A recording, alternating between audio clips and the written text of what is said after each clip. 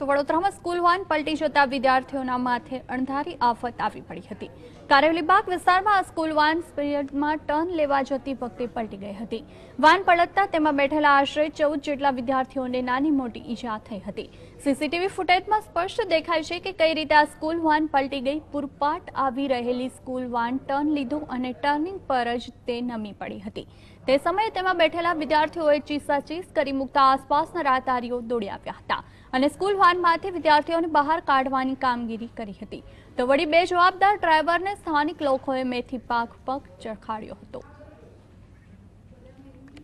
તો વડોદરામાં એક સ્કૂલ વાન પલટી હતી અને તેમાં સવાર વિદ્યાર્થીઓને નાની મોટી ઈજાઓ પણ પહોંચી હતી। વડોદરાના કારેલીબાગ વિસ્તારમાં સ્કૂલ વાન પલટી હતી। તે ટર્ન લેવા જતી હતી ને તે સમયે જ પલટી ખાઈ ગઈ હતી। તો વડોદરામાં સ્કૂલ વાન પલટી જતા વિદ્યાર્થીઓના માથે અણધારી આફત આવી ચડી હતી। કારેલીબાગ વિસ્તારમાં આ સ્કૂલ વાન સ્પીડમાં ટર્ન લેવા જતી વખતે પલટી ગઈ હતી। વાન પલટતા તેમાં બેઠેલા આશરે 14 જેટલા વિદ્યાર્થીઓને નાની મોટી ઈજાઓ પણ પહોંચી હતી। સીસીટીવી ફૂટેજમાં સ્પષ્ટ દેખાય છે કે કઈ રીતે આ સ્કૂલ વાન પલટી ગઈ। પૂરપાટ આવી રહેલી સ્કૂલ વાન ટર્ન લીધો અને ટર્નિંગ પર જ તે નમી પડી હતી।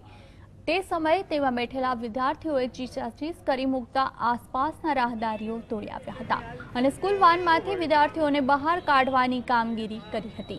તો વળી બેજવાબદાર ડ્રાઈવરને સ્થાનિક લોકોએ મેથી પાક પણ ચખાડ્યો હતો।